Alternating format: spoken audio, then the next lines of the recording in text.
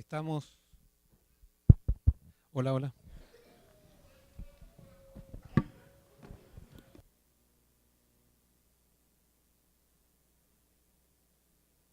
Hola, ahora sí. Estamos en una época donde muchas personas de la iglesia se han ido a visitar a sus familiares, pero es lindo también ver a muchas visitas que están hoy con nosotros, que vienen de cerca y de lejos a compartir el culto. Y por motivo de la fiesta navideña, el miércoles, que sería el día de Navidad, vamos a tener la reunión de oración de una manera diferente. Vamos a hacer lo siguiente: en vez de venir aquí a la iglesia a reunirnos, a tener nuestra reunión de oración, vamos a estar en nuestras casas y nos vamos a poner de acuerdo todos los que quieran participar, donde estemos, en casa de familiares o lo que sea. A las 7 hacemos un alto y oramos al Señor. Y oramos por la iglesia y oramos para que el centro de esta Navidad, de nuestra vida, sea Jesús. ¿Les parece? Vamos a llevar la iglesia a las casas, en vez de venir nosotros a la iglesia, sino que vamos a llevar la iglesia a las casas. Muy bien, los invito a abrir las Biblias en Romanos capítulo 7.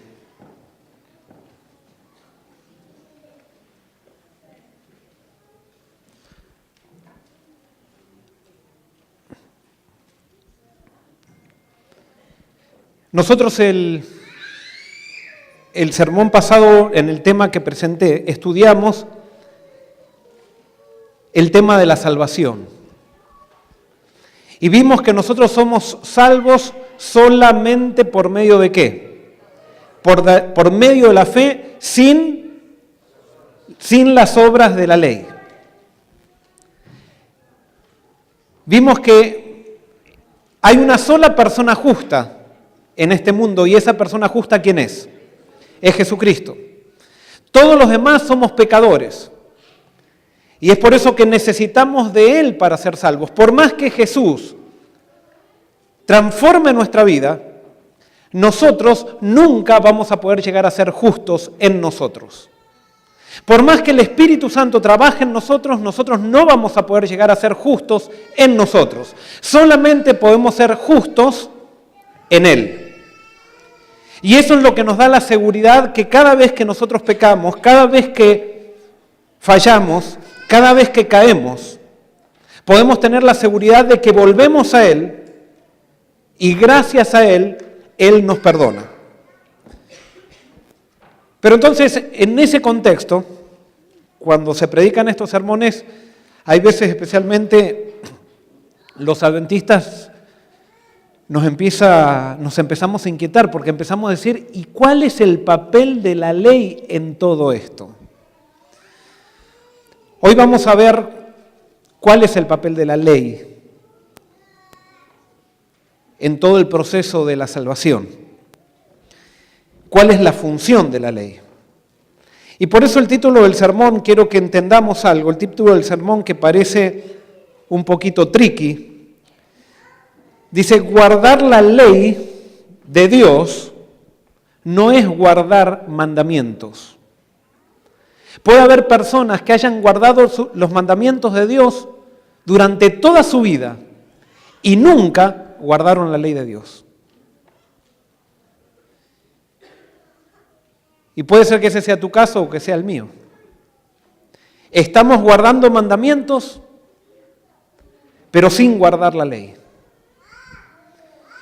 Y hoy quiero analizar este tema porque es un tema muy importante y por eso vamos a empezar analizando Romanos capítulo 7, versículo 14. Dice lo siguiente: porque sabemos que la ley es espiritual, pero yo soy carnal, vendido al poder del pecado. La Biblia me dice que, o Pablo me dice que la ley es espiritual y yo soy ¿qué? Carnal. ¿Cuál es la diferencia en la Biblia de espiritual y carnal? Cuando la Biblia habla de espiritual y carnal, ¿a qué se refiere? ¿Qué es algo carnal en la Biblia? Cuando Pablo habla de algo carnal, habla de algo humano. Pero nosotros generalmente cuando escuchamos la palabra carnal, los pecados de la carne, enseguida ¿en qué pensamos? Pensamos en sexo. Ese es el pecado carnal. Y no necesariamente. Carnal, para el concepto de Pablo, es todo lo que es humano. Es todo lo que yo puedo hacer por mí mismo. Les hago una pregunta. ¿Comer es carnal o es espiritual? Carnal. Porque yo decido comer y como. ¿Caminar es carnal o es espiritual? Es carnal, porque yo digo voy a caminar. ¿Venir a la iglesia es carnal o es espiritual? ¿Es carnal o es espiritual venir a la iglesia? Es carnal. ¿Por qué? Porque yo decido venir a la iglesia y vengo. ¿Predicar es carnal o es espiritual? Predicar es carnal porque yo decido predicar y predico. Transmitir un mensaje es espiritual. Porque no todo el que predica transmite un mensaje. Pero predicar es carnal. Todo lo que yo puedo hacer por mí mismo es algo carnal, algo humano.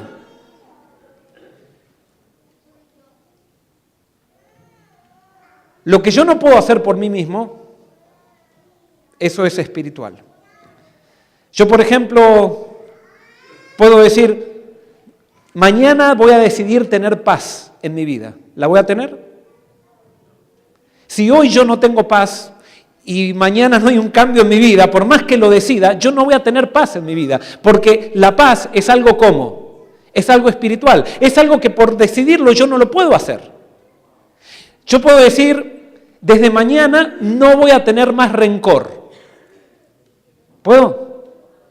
¿Y entonces mañana ya no tengo más rencor? No, si yo tengo rencor hoy y decido no tener más rencor, mañana voy a seguir teniendo rencor, porque por más que decida, el rencor va a estar en mí, porque es algo como, algo espiritual. ¿Se entiende? Es algo del interior. Entonces Pablo me dice, la ley de Dios es espiritual, mas yo soy carnal. La pregunta es, ¿podemos guardar la ley de Dios? ¿Sí o no?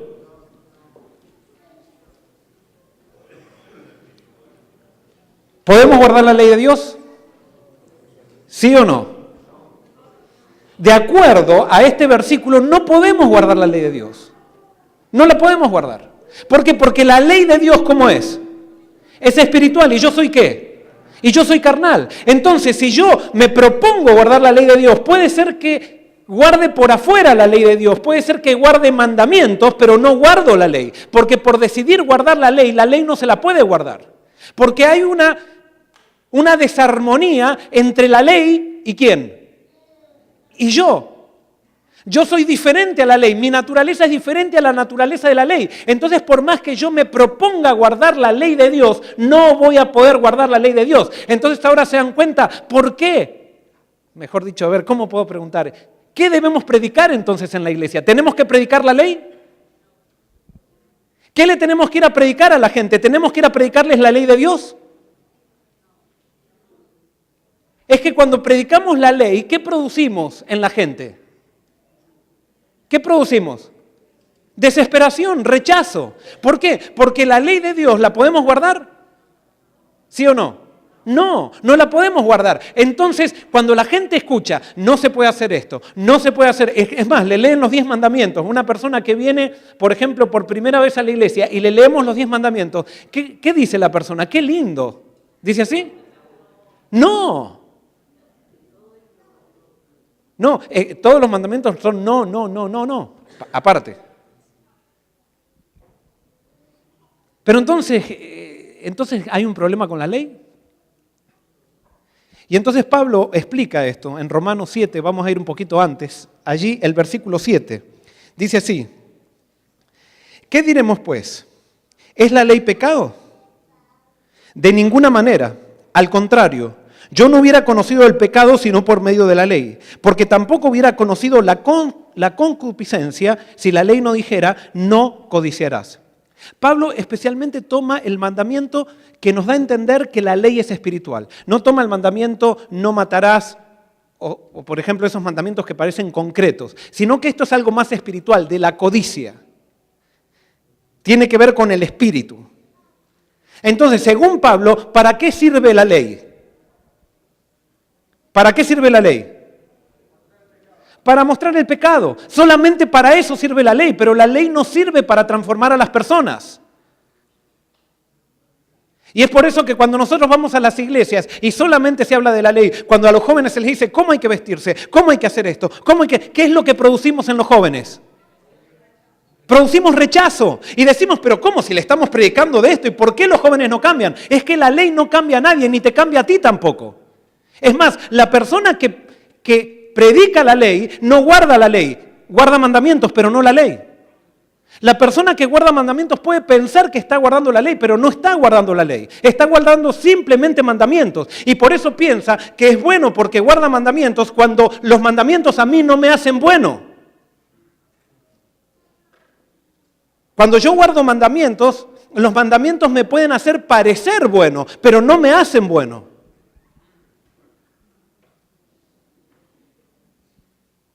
¿Se acuerdan del joven rico? Dice, Señor, ¿qué haré para tener la vida eterna? ¿Y Jesús qué le dijo? Jesús lo metió con su problema. Le dice, ¿cómo? Guarda los mandamientos. Y dice, pero yo los he guardado toda la vida. Toda la vida. ¿Y era verdad? ¿Había guardado los mandamientos el joven rico? Sí. Ahora la pregunta es, ¿había guardado la ley? No. Porque guardar la ley de Dios no es guardar mandamientos. Y entonces los que guardan mandamientos, ¿qué quieren que los demás hagan? Que guarden mandamientos. ¿Y de qué hablan entonces? De los mandamientos.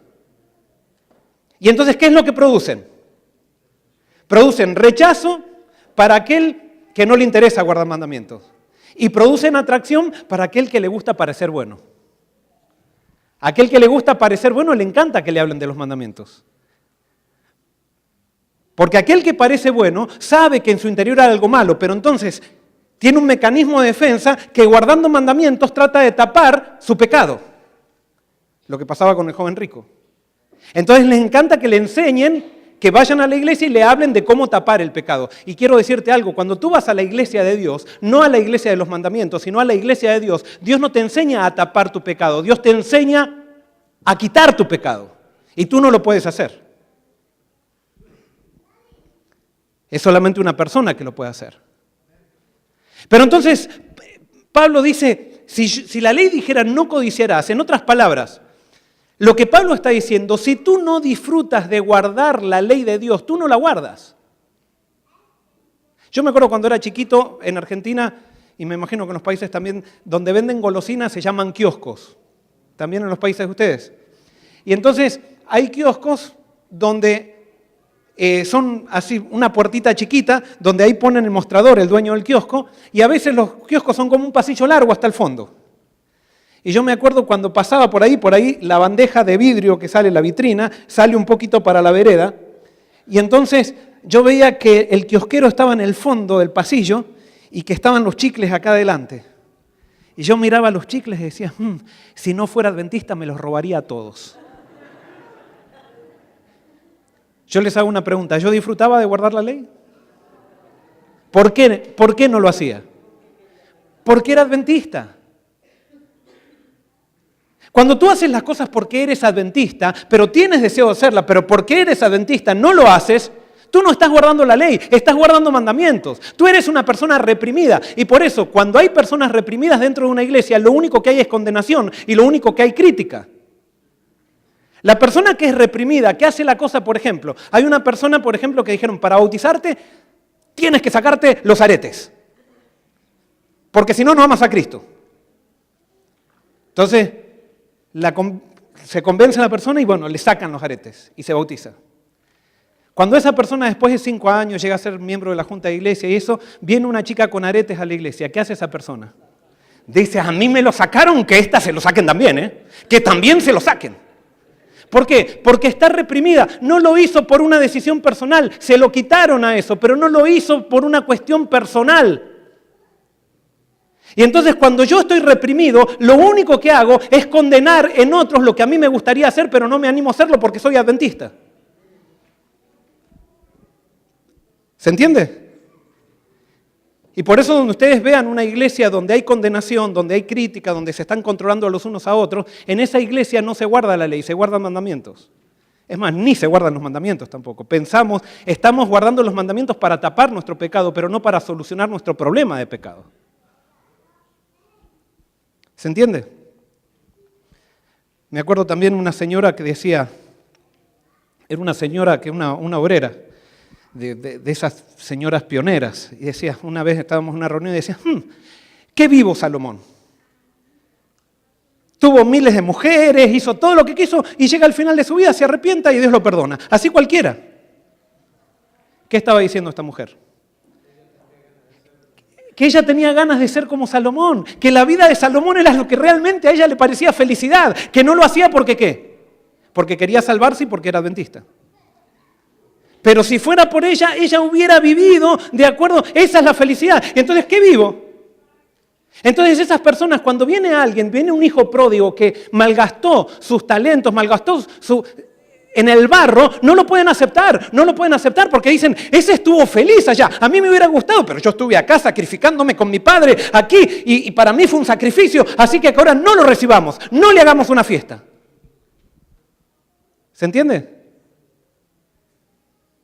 Es necesario que empecemos a entender el mensaje de la Biblia, el mensaje de Jesús, porque de eso fue lo que habló Jesús. Jesús denunció a los religiosos de su época que al final fueron los que lo llevaron a la cruz. No vaya a ser que nosotros también seamos religiosos, muy contentos con nuestra iglesia, pero que no entendemos el mensaje de Jesucristo. Recuerdo la primera vez que vine acá a Estados Unidos, era en el año 1989, yo había terminado recién teología en Argentina, y cuando llegué a la iglesia fui de instructor bíblico en una iglesia y me prestaron una van para ser el instructor bíblico. Y cuando me subí a la van me dijeron, Joel, acá te tenés que poner el cinturón de seguridad porque es ley, si no te dan un ticket. Y yo dije, ¿pero qué se tienen que meter en mi vida? Porque en Argentina nadie maneja, o por lo menos antes, nadie manejaba con cinturón de seguridad. ¿Qué se tienen que meter en mi vida? Y me tienen que decir si tengo que usar cinturón de seguridad o no. Y a mí me daba rabia, y yo me ponía el cinturón de seguridad, pero decía, ¿pero por qué me tienen que obligar a poner el cinturón de seguridad? Entonces, yo les hago una pregunta, y yo veía a un policía, y cuando veía al policía, ¿qué hacía? Me ponía el cinturón. Cuando pasaba por el adelante del policía, ¿el policía me paraba? ¿Por qué? Muy bien, porque llevaba puesto el cinturón. Ahora, supongamos que el policía fuera Dios, y no es que Dios sea un policía, pero supongamos que fuera Dios. Y yo lo veo y me pongo el cinturón y paso por adelante de él. ¿Dios me para, sí o no? Me para. Me para y me dice, entonces vieron que acá los policías son muy... Y dice, ¿sabes por qué te paro? Me dice Dios. Yo le digo, no sé por qué me paras. Entonces Dios me dice, te paro porque no tienes el cinturón de seguridad puesto. ¿Cómo que no lo tengo puesto?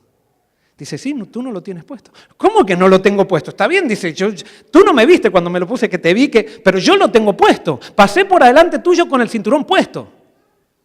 Y Dios me diría, no, tú no tienes el cinturón puesto. Tú lo tienes puesto por afuera, pero tú no tienes el cinturón puesto en el corazón. Porque te pones el cinturón refunfuñando. Te pones el cinturón porque tienes que ponértelo, no lo disfrutas. Por lo tanto, tienes un ticket. Y no es que Dios me pone un ticket. Pero lo que pasa es que a Dios no le interesa si tú guardas la ley porque tienes que guardarla. No le interesa ese tipo de guardar la ley, eso es guardar mandamientos. A Dios le interesa que tú guardes la ley porque disfrutas guardar la ley. A Dios le interesa que tú no seas una persona reprimida, sino que seas una persona que viva de acuerdo a eso porque así se vive. Lutero decía, si la ley no dijera no adulterarás, ¿adulterarías? Y quizás si acá dijéramos, hermanos, este Congreso de la Asociación General han decidido, en el manual de iglesia han puesto que se puede adulterar. Entonces muchos dirían, ¿en serio? ¿Vamos a adulterar? ¿Nos dieron permiso? Si la ley no dijera que no guardes el sábado, ¿lo guardarías de todas maneras? Si es que no lo guardarías, si es que tú por una ley es que no adulteras, entonces quiere decir que no te sirve de nada. Sí te sirve, no te metes en líos en esta sociedad y está muy bien, no tienes tantos líos. Pero no te sirve de nada en el sentido de que estés en el reino de los cielos, no estás en el reino de los cielos. Tú tienes que disfrutar guardar la ley, tienes que guardarla con el corazón. Si no la guardas con el corazón no sirve de nada.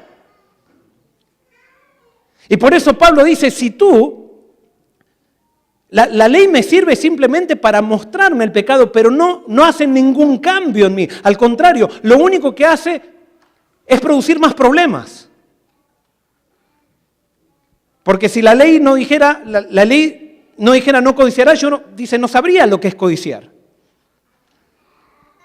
Y supónganse que vamos a utilizar a Carlos que está acá. Le digo a Carlos, ¿sabes qué? Me encanta. El auto que más me gusta es el BMW, no sé muy bien los modelos, pero un BMW. Yo quiero comprarme un BMW.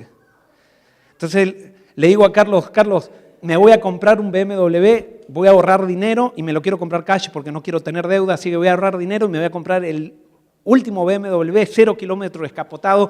O sea, mira, y se lo muestro ahí en los catálogos, eso lo llevo al dealer para que vea el BMW. Y él se pone contento y le digo, Carlos, cuando tenga el BMW, al primero que voy a llevar a dar una vuelta va a ser a vos. Vos vas a ser testigo de esta compra y vas a ser mi compañero, te voy a dar el privilegio de ir conmigo. Muy bien, entonces todos los días que me encuentro con Carlos le digo, le hablo a Carlos del BMW, resulta que pasa un año, tengo un trabajo, pero me meto en un part-time por las noches porque quiero ahorrar más dinero, tener todo cash para comprar el BMW. Y entonces pasan 3 años y ya estoy por tener, el BMW sale $70,000 y yo ya estoy teniendo prácticamente $65,000. Me faltan solamente $5,000. Y yo sé que en 2 meses o 3 meses ya lo tengo y yo ya voy a tener el BMW. Entonces, una semana antes de comprarme el BMW, resulta que como estuve con tanto estrés trabajando, que esto y que el otro, me agarra un ataque cardíaco, me llevan al hospital y cuando me están analizando ahí se dan cuenta que tengo una enfermedad del corazón genética que nunca nadie me la había descubierto y me tienen que hacer una operación de corazón abierto y me operan y resulta que como yo por ahorrar no tenía seguro del hospital, entonces la operación me sale $150,000 y no solamente tengo que gastar todo lo que tenía que gastar en el BMW, sino que ahora queda una deuda del doble para pagar la operación. Pero bueno, estoy vivo. Entonces estoy en el postoperatorio en el hospital, en el Erlanger, supónganse, y estoy en el postoperatorio y me viene a visitar Carlos, me dice, Joel, ¿qué te pasó? Le digo, mira, me estaba por comprar el BMW, pero me metí en tantos trabajos, tuve tanto estrés que se me explotó el corazón. Pero bueno, estoy vivo. Y Carlos dice, Joel, tengo una sorpresa para vos. Mira, le digo, no hay ninguna sorpresa ahora que me valga, porque lo único que yo quería era comprarme el BMW y ahora tan injusta en la vida que no me lo pude comprar. Dice, no te hagas problema, tengo una sorpresa. ¿Y cuál es la sorpresa? Le digo, Carlos. Mira, Joel, dice, la semana pasada, dice, fui a Walmart. Estaban haciendo una promoción de dentífrico. Y resulta que compré un dentífrico y en la tapita del dentífrico decía, usted se ha ganado un BMW. Yo no lo podía creer, Joel, y me gané el BMW descapotado que vos querías. Ya lo tengo ahí en la puerta. Si querés te llevo a dar una vuelta. Cuando termines, te llevo a dar una vuelta. Entonces, de repente me agarra otro ataque cardíaco y vienen todos los enfermeros a decir... O sea, a tratar de salvarme porque me agarró un ataque cardíaco. No puede ser, es una injusticia. Yo que lo entusiasmé a él se lo gana en una tapita de dentífrico. Y yo que trabajé 3 años para ganarme el BMW, no lo puedo tener. ¿Por qué me agarra el ataque cardíaco? Por envidia. Pero resulta que se va Carlos y después que me recuperan, que me resucitan de vuelta, entonces yo empiezo a leer la Biblia y en la Biblia yo me doy cuenta que no hay que envidiar. Entonces digo, no, realmente está mal, yo no voy a envidiar más, yo no tengo que envidiar, voy a tomar una decisión, no voy a envidiar más porque la Biblia dice y la ley dice que yo no tengo que envidiar. Entonces, bueno, pasan 2 semanas y entonces salí ya, pasé el postoperatorio y ahora voy en bicicleta por la calle porque no pude ni comprar un carro, voy en bicicleta y me van tirando los puntos de la herida y recién por ahí que voy pedaleando en medio del calor siento Carlos pasa con el esparadrapo, baja la ventanilla y me dice, Joel, vení, carga la bicicleta, vení que te llevo. Otra vez me agarro otro ataque cardíaco. ¿Por qué? Porque por decidir no envidiar, ¿voy a dejar de envidiar? No, porque la ley me dice que no tengo que envidiar, pero yo no puedo decidir guardar la ley, porque la ley es espiritual, mas yo soy ¿qué? Carnal, vendido al pecado. Y por eso no puedo predicar la ley, yo tengo que predicar algo que me dé la solución para la ley. El problema no está en la ley, por eso Pablo dice, ¿qué pasa? ¿Que la ley tiene un problema? No, el problema ¿quién lo tiene? Lo tengo yo. Y por eso cuando yo quiero guardar la ley por mis propias fuerzas, cuando predico los mandamientos, yo lo que estoy diciendo es que nosotros no tenemos ningún problema. Con proponernos guardar la ley, entonces la guardamos. Entonces ese es un acto de soberbia, un acto de haber rechazado el poder de Dios.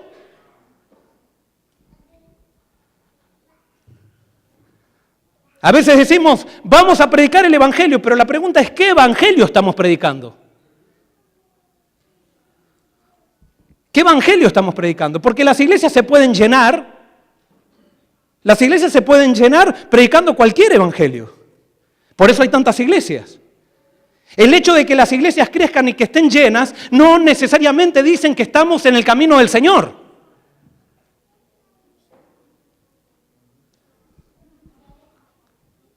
¿Qué evangelio estamos predicando? Y la pregunta es que hoy hago, ¿qué evangelio nosotros queremos predicar como iglesia de la comunidad aquí? ¿Qué es lo que nos va a motivar? ¿Construir una iglesia? ¿Esa va a ser nuestra motivación? ¿Qué nos va a motivar? ¿Tener llena la iglesia y mandar yo un informe a la conferencia y decir soy el mejor pastor porque llené una iglesia? ¿O realmente nos va a motivar predicar el reino de los cielos? Con sus principios. A pesar de que eso quizás me lleve un proceso un poquito más largo para llenar una iglesia. Porque Jesús dijo, yo no he venido a traer paz, sino que he venido a traer espada. Jesús nunca dijo que íbamos a ser la mayoría. Siempre dijo que vamos a ser la minoría. Lo que no entiendo es por qué siempre estamos preocupándonos por ser la mayoría. Ahora, ¿eso quiere decir entonces que porque somos la minoría no tenemos que predicar? No. Mientras más seamos, mejor. Mientras más bauticemos, mejor. Pero el fin no es bautizar gente. El fin es hacer que la gente entre al reino de los cielos. ¿Y saben qué? Predicar la ley es más fácil que predicar a Cristo. Es también los otros que predican a Cristo también, que no predican a ningún Cristo. Que dicen, como tú aceptas a Cristo, no importa si guardas la ley o no, no importa. Todo está bien, Cristo te ama. Ese tampoco es Cristo. Yo tengo que predicar al Cristo de la Biblia. Y entonces Pablo sigue hablando allí, en el versículo 8. Dice, pero el pecado tomando ocasión por el mandamiento, produjo en mí todo deseo codicioso, porque sin la ley el pecado está muerto. Así en otro tiempo yo vivía sin la ley, pero cuando vino el mandamiento el pecado revivió y yo morí. Y hallé que el mismo mandamiento destinado a dar vida me trajo muerte, porque tomando ocasión por el mandamiento el pecado me engañó y por él me mató. Pablo dice, yo vivía muy tranquilo sin la ley. Pero ¿qué pasó cuando vino y conoció la ley? ¿Qué dice Pablo que pasó con su vida cuando él conoció la ley? ¿Cómo? ¿Pero qué dice ahí? Dice, antes yo sin ley vivía y cuando vino el mandamiento, ¿qué pasó? ¿Qué pasó con el pecado en él? Revivió. Fíjense qué hace la ley en nosotros. ¿Qué hace la ley en nosotros? ¿Hace revivir qué? El pecado. Parece mentira, pero la ley de Dios lo que hace es revivir el pecado en nosotros. ¿Cómo es eso? ¿Cuántos? ¿Cómo? Claro, te da una conciencia. ¿Y esa conciencia es cómoda? ¿Es agradable? No. ¿Cuántos son padres acá? Cuando tienes un hijo de 2 años o 3 años, tú le dices, no toques eso. ¿Y qué hace el nene? Porque ¿qué hace el mandamiento? Le hace revivir ¿qué? El pecado. Le hace revivir la rebeldía. Yo saben que no entendía estos versículos por mucho tiempo y me puse a orar y le pedí a Dios. Y un día Dios me dijo, les va a parecer muy sencillo, quizás ustedes siempre lo entendieron esto, pero me mostró de una manera muy sencilla como es esto. Si nosotros tenemos un corral y tenemos dos caballos. Uno está domado y otro no está domado. Y los dos caballos están comiendo pasto. ¿Cómo voy a saber cuál está domado y quién no está domado? ¿Cómo tengo que hacer yo para saber cuál está domado? ¿Qué tengo que hacer? Tengo que montarme al caballo. Mientras están comiendo, todos parecen igual, pero cuando el jinete se monta al caballo, el caballo domado, ¿qué va a hacer? Se va a someter tranquilamente al jinete, pero el caballo que no está domado se va a resistir y va a querer tirar al jinete. Entonces, ¿qué es lo que dice Pablo? Yo sin la ley vivía en un tiempo porque estaba comiendo, pero llegada la ley, entonces lo que hizo la ley, el pecado revivió en mí. Dios se quiso, o sea, no es que se quiso, es como que la ley hace que me monten un jinete arriba mío y yo no quiero eso, porque la ley me dice que no y yo digo que sí, y lo que Dios dice que sí, yo digo que no. ¿Por qué? Porque el pecado está en ¿quién? Está en mí. Entonces yo tengo un problema de pecado, un problema interior que no se soluciona tratando de guardar la ley. ¿Dios sabe esto, sí o no? Sí. Yo les hago una pregunta. ¿Cuál fue el efecto que produjo el dar la ley, cuando Dios dio la ley en el monte Sinaí? ¿Cuál fue el efecto? ¿Cambió el pueblo de Israel de ahí? No, Dios les dio la ley. Se las dio así con truenos, con un montón de cosas para que el pueblo diga, esto es terrible, esto no me gusta para nada. Y entonces Dios le dijo, ¿ustedes quieren guardar la ley? ¿Y qué dijo el pueblo? Sí, obedeceremos porque nosotros podemos. Gracias por darnos la ley. ¿Y qué pasó a los 40 días? ¿Qué es lo que hace la ley? La ley produce rebeldía. Ahora, ¿es necesario eso? Sí es necesario, porque si no fuera por la ley, yo no me doy cuenta que soy rebelde. Yo no me doy cuenta de que tengo un problema con Dios. Pero la ley simplemente sirve para predicarla, para que nos demos cuenta de que hay rebeldía en nuestro corazón, pero no nos quedemos hablando de la ley. Porque si nos quedamos hablando de la ley, lo que vamos a hacer es matar a la gente.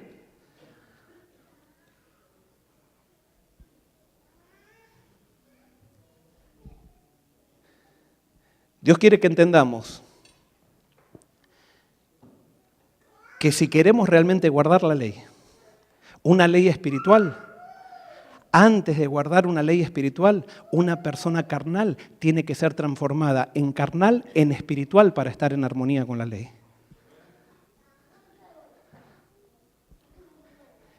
Pero no es guardando mandamientos que yo cambio. No es tratando de ponerme en armonía con los principios y las normas de la iglesia que cambio. Eso disimula mi pecado, pero no me hace realmente poner en armonía con Dios.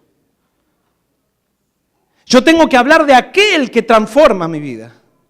Yo tengo que hablar de aquel que tiene el poder de darme una nueva naturaleza para ponerme en armonía con su sistema de vida, que es la ley.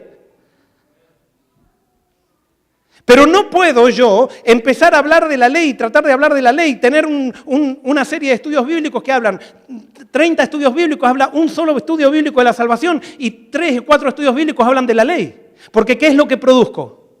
Rebeldía. Gente que no quiere, o si no produzco, decir, me voy a portar bien y entonces yo soy mejor. Yo soy mejor. Estoy en la iglesia, porque los del mundo...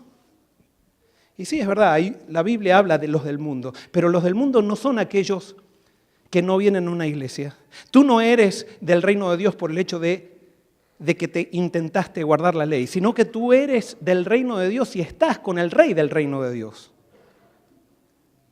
Si tienes una relación con el rey.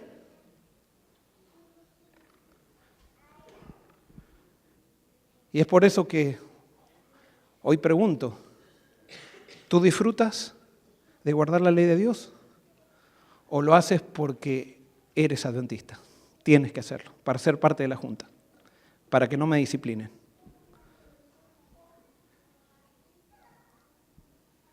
¿Cómo es tu venida a la iglesia? ¿Vienes realmente con el deseo de escuchar la palabra? ¿O dices, bueno, voy, tengo que ir, porque yo sé que me hace bien?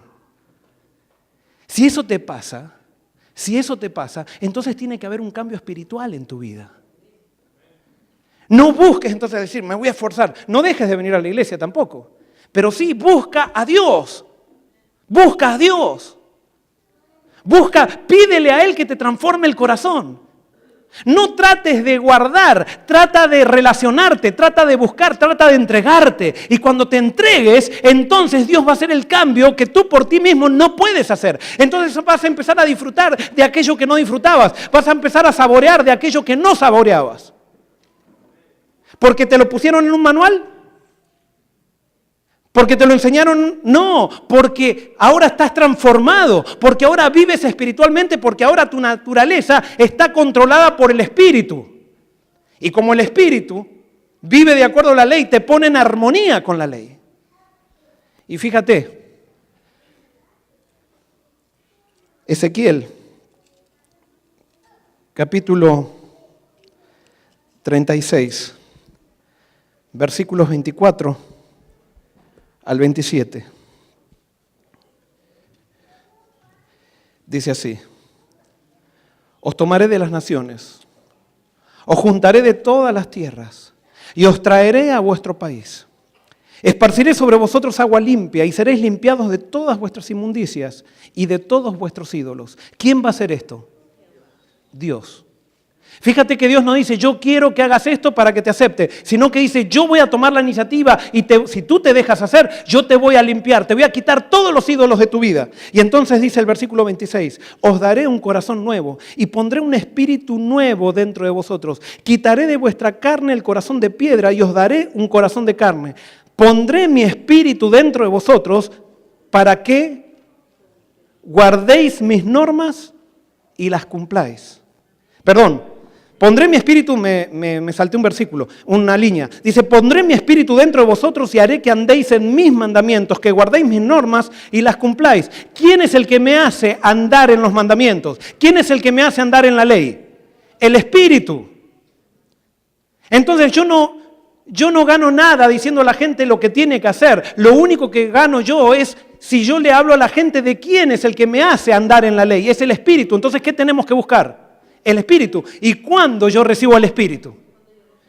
Yo recibo el Espíritu cuando acepto a Cristo como mi Señor, como el Señor de mi vida. Cuando renuncio a mis derechos y se los entrego todos a Jesucristo. Y cuando yo renuncio a mis derechos y se los entrego todos a Jesucristo, Jesucristo me bautiza con su Santo Espíritu y yo ahora ando en la ley. No fue que ahora Dios me puso los mandamientos, sino que ahora yo ando en un sistema de sumisión a Dios y vivo de todo lo que sale de la palabra de Dios. Yo ya vivo entregado a Él y lo que Él me pide, quizás hoy no sé todo, pero lo que Él me vaya pidiendo se lo doy, porque yo ya vivo para Él. Él es mi Señor. Yo no me considero ya más inteligente que Dios, es Él. Para que entendamos el papel de la ley, hay que entender un versículo que hemos usado por mucho tiempo, que está mal traducido en la Biblia. Primera de Juan, capítulo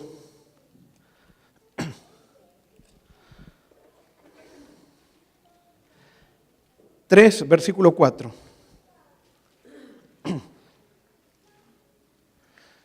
Primera de Juan 3, 4, dice así: todo el que comete pecado quebranta la ley, pues el pecado es transgresión de la ley. Hermanos, este versículo está mal traducido. En el griego, cuando dice que el pecado es transgresión de la ley, dice el pecado es anomía. Nomos en griego es ley. Nomos, anomía, quiere decir sin ley. ¿El pecado qué es entonces? No, muy bien, el pecado no es transgredir la ley, es no estar en ley. No estar en ley. ¿Y saben qué? Hay una diferencia tremenda de ser una persona que no está en la ley y una persona que infringe la ley. Y les voy a dar un ejemplo. Recordame tu nombre. José. Supónganse que José, no sé, como José es visita, no sé cuál es su situación, así que por eso lo voy a decir con tranquilidad. Supónganse que José es ilegal en este país. Y yo he tenido la experiencia también de pasar una época en esa situación. Y José es ilegal y dice, pero yo quiero ser ciudadano. Y entonces dice, ¿qué voy a hacer? Ya sé, dice, bueno, yo voy a portarme como un americano. Yo voy a guardar la ley de los Estados Unidos y la voy a guardar mejor que un americano. Entonces lo primero que hace, se va a Walmart y se compra una bandera de Estados Unidos y se la pone en un mástil ahí en la casa. Entonces comienza a actuar todo como hacen los americanos. Llega el 4 de julio y organiza una fiesta en su casa, hace un barbecue y tira fuegos artificiales, cantan el himno nacional y él se porta como un americano durante 2 años, pero todo, paga los impuestos, hace todo como un americano. Entonces pasan 2 años y llega un camión del gobierno a su casa y dice Homeland Security.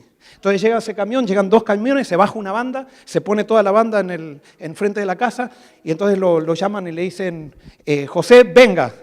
Y entonces se acerca el Homeland Security y le dice, José, como usted se ha portado por 2 años como un americano y ha puesto su bandera, anda con la escarapela acá, ha tratado de votar aunque no puede, ha hecho todo como un americano, dice, nosotros lo vamos a recompensar y ahora al son de la banda le vamos a entregar un pasaporte americano. Lo declaramos ciudadano de los Estados Unidos. Y todo suena la banda, pa, pa, pa, pa, pa, y él se emociona. ¿Podría pasar eso? No, porque por más que José guarde la ley de los Estados Unidos, por más de guardar todas las leyes, él sigue siendo ilegal. Porque no por guardar la ley me transformo en legal. Él, si quiere llegar a ser ciudadano de Estados Unidos, necesita un pariente que le preste su estatus. Y gracias a ese pariente, entonces él se transforma en una persona legal. Se acepta el regalo del pariente. ¿Se entiende? ¿Entiendes ahora la diferencia entre ser legal y transgredir la ley? Ahora, ¿qué pasa? Supónganse que él tiene un pariente y ese pariente le da los papeles. Entonces ahora está diciendo, no tengo que fallar porque si no pierdo la ciudadanía. Entonces, por ahí no se dio cuenta y se metió en un semáforo en rojo. Viene Homeland Security, un camión lo sigue y le dice, le quitamos el pasaporte. ¿Es así? No, por más que él infringe la ley, él todavía sigue siendo legal. Y alguien puede decir, pastor, entonces usted está diciendo que en Cristo podemos infringir la ley. No, lo que estoy diciendo es que el pecado no es transgresión de la ley. Es mucho peor que eso. Es vivir sin ley. Y la única manera de vivir en Cristo, o sea, de vivir ciudadano del reino de los cielos es cuando yo acepto el estatus de Cristo. Porque Jesús no solamente murió por mí, sino que Él vivió por mí también. No solamente me cubre su sacrificio, sino que me cubre su vida. Y es en Él que yo soy salvo. Y entonces yo ya no vivo, cuando estoy en Cristo, no vivo para decir, no puedo infringir la ley, sino que ahora yo vivo ¿para quién? Para Cristo. Ahora, si a José le dieron el pasaporte americano, entonces ya soy americano. Yo voy a ir a robar un banco ahora porque soy americano. Como soy ciudadano puedo hacer lo que quiera. ¿Es así? No, si es ciudadano, él va a tener más responsabilidad con respecto al país. Y lo mismo cuando tú has sido transformado por Cristo, cuando tú le entregaste tu vida a Cristo, si Cristo te ha transformado, no vas a decir, porque Cristo murió por mí y Él me cubre con su vida, me cubre con su muerte, entonces yo vivo de cualquier manera. No, tú tienes que vivir de acuerdo a la ley del reino de Dios. Ese va a ser el resultado de estar en Cristo. No va a ser la causa, sino va a ser ¿qué? El resultado. ¿Se entiende?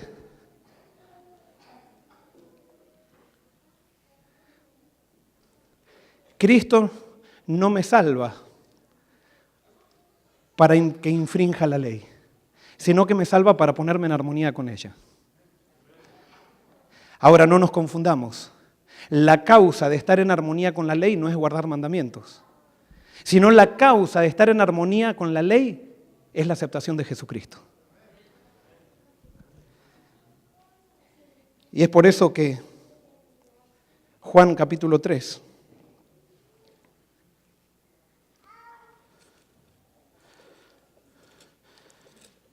versículo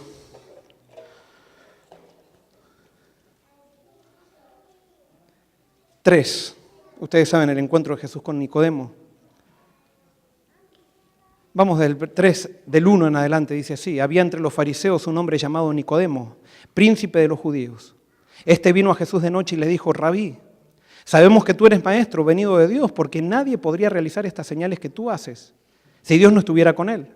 Jesús respondió, te aseguro que el que no nace de nuevo no puede ver el reino de los cielos.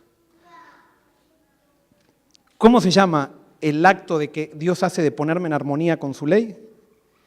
¿Cómo se llama ese acto cuando Dios me hace espiritual para estar en armonía con la naturaleza de la ley? Eso se llama ¿cómo? Nuevo nacimiento. Nuevo nacimiento. En el nuevo nacimiento, ¿qué es lo que pasa? ¿Por qué yo recibo el nuevo nacimiento? Porque llega un momento que me doy cuenta que yo no puedo, que hay un problema conmigo. Dios me presenta su ley y esa ley me revela. Dios me dice, tienes que hacer esto y no me gusta hacer esto. Dios me dice, come así y a mí me gusta comer así. Dios me dice, recréate de esta manera y a mí me gusta entretenerme de la otra. Y si lo hago, me entretengo como Dios quiere, lo hago por afuera, pero no lo disfruto realmente. ¿Por qué? Porque yo necesito nacer de nuevo. Necesito un cambio de corazón.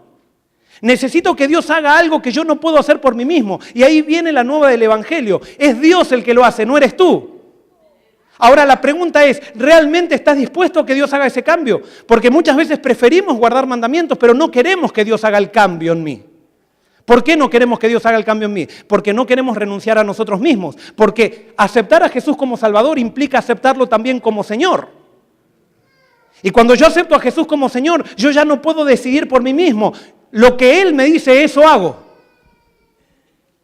Y a veces no estamos dispuestos a hacer ese acto de entrega. Y por eso acá es lo crucial, hermanos. Todo lo que hablamos el sermón pasado no tiene sentido si no entiendo esto. Jesús hizo todo por mí, para mi salvación. Yo no necesito guardar la ley para ser salvo. Pero yo necesito aceptar que Él me toque y que haga el milagro que yo no puedo hacer. Y necesito aceptar, Él me dice, ¿sabes cuáles son las consecuencias de ese milagro? Que desde ahora en adelante vivas para mí, no vivas más para ti. La pregunta es, ¿estamos dispuestos? Cuando Dios te va a decir, porque después te va a decir, mira, ese negocio no funciona, no me da testimonio, entrégamelo.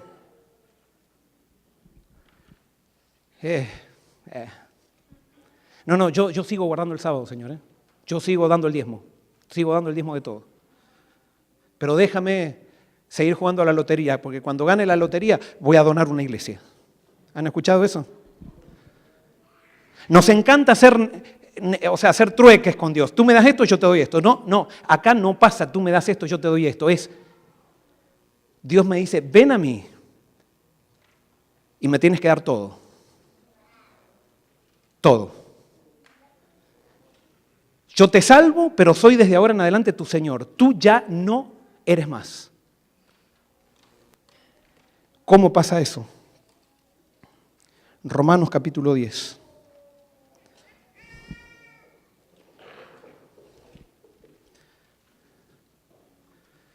Dice así: si con tu boca confiesas que Jesús es el Señor y en tu corazón crees que Dios lo levantó de los muertos, ¿serás qué?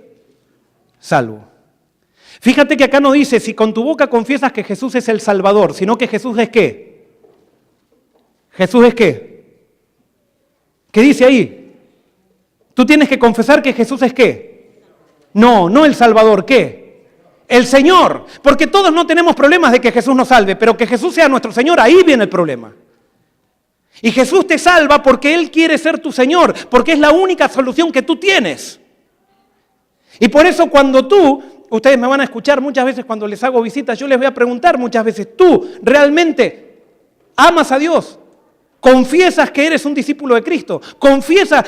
Y muchas veces patinamos. ¿Por qué patinamos? Porque no estamos seguros si queremos entregarnos. Sí, que nos gusta la Biblia, creemos en Dios y eso, pero entregarnos, que Jesús sea el Señor, ahí viene el conflicto.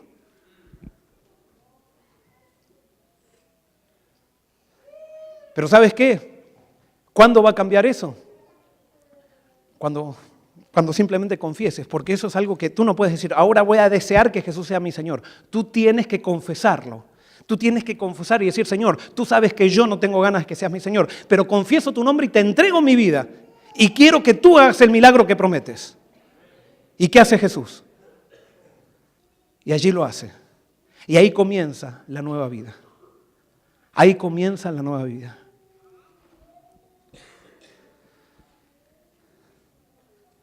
nacer de vuelta, nacer del Espíritu, entregarme.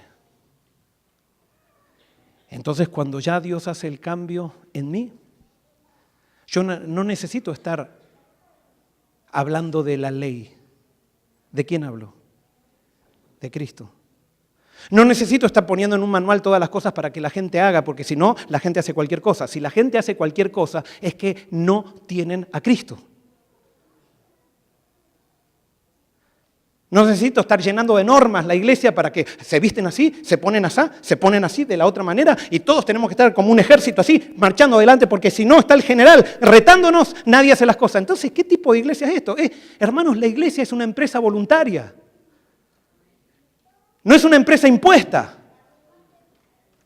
Cuando queremos imponer las cosas en la iglesia es porque no nos hemos dado cuenta que todavía no hemos entendido el versículo que dice no es con ejército ni con fuerza, sino con mi espíritu. Si predicamos a Cristo, si predicamos el espíritu, si la gente se entrega, no necesitan ningún general que le esté diciendo qué es lo que tienen que hacer.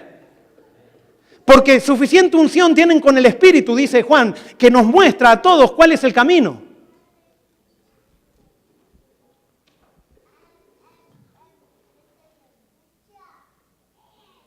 ¿Quieres o no quieres?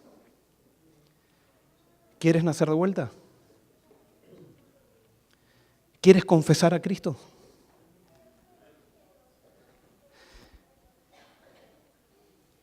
Quiero terminar simplemente dando una oportunidad.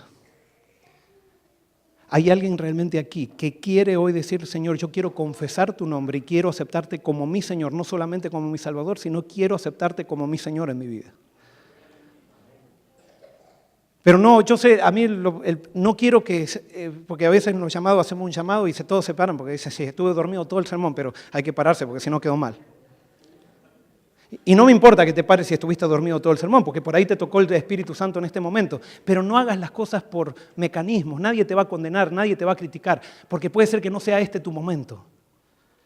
Pero puede ser sí que hoy haya llegado el momento de alguien que ha estado desesperado, que se da cuenta que no tiene nada para dar y entonces hoy quiere decirle a Cristo, Cristo, yo no puedo, yo ya me doy cuenta que soy un fracaso, pero yo quiero que tú seas en mí y quiero confesar tu nombre delante de los hombres. Quiero confesar a Jesús. Y alguien puede decir, pero ¿qué es necesario? Yo no sé, pero Jesús dijo que tiene que ser así. Tú tienes que confesar que Cristo es tu Señor. Y cuando tú confiesas, entonces se produce el cambio. Mateo capítulo 10. Mateo capítulo 10.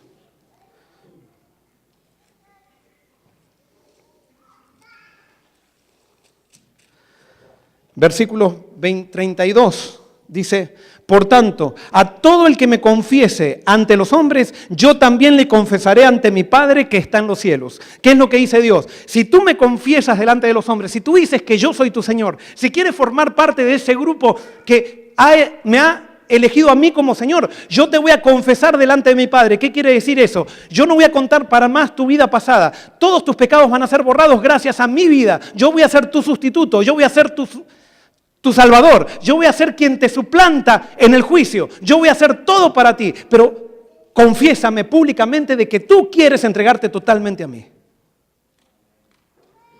Y yo quiero preguntar, ¿habrá hoy alguien aquí? Alguien que quiera decirle, Señor, yo quiero hoy confesarte. Y quiero confesar que tú eres mi Señor. ¿Habrá alguien hoy que quiere confesar a Jesús como su Señor? Y no solamente de palabras, sino decir, esta es mi vida, acá está mi vida. Yo quiero pedirte que pases. Y yo quiero orar por ti.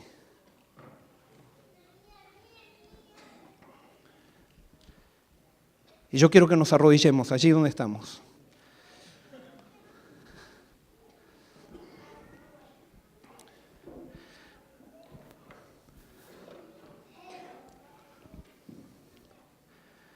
Señor, este sermón ha sido un sermón racional, no ha sido para nada sentimental. Pero tu palabra es clara, Señor, de que nosotros no podemos guardar tu ley. Somos malos. Pero tú dices que todo el que te confesare como Señor y entrega su vida, tú, Señor, pondrás a esa persona en armonía con tu reino. Y Señor, acá hay un montón de personas que han pasado, yo no sé bien todos quiénes fueron, pero en este momento ellos quieren confesar de que tú eres el Señor y quieren entregarte su vida. Y por eso, Señor, en este momento yo les voy a dar la oportunidad a ellos de que confiesen. Y por favor, si estás aquí arrodillado y quieres hacer eso, yo te pido que repitas conmigo. Confieso en Jesús que tú eres mi Señor. No me avergonzaré de ti porque tú me das la fuerza. Tú eres mi Salvador y mi Señor. A ti te entrego mi vida. Tómala. Yo no tengo fuerzas de dártela, pero tú tienes fuerzas para tomármela. Y te doy permiso para que lo hagas. En tu nombre, Jesús, te lo agradezco y te lo pido. Amén. Amén. Que Dios los bendiga.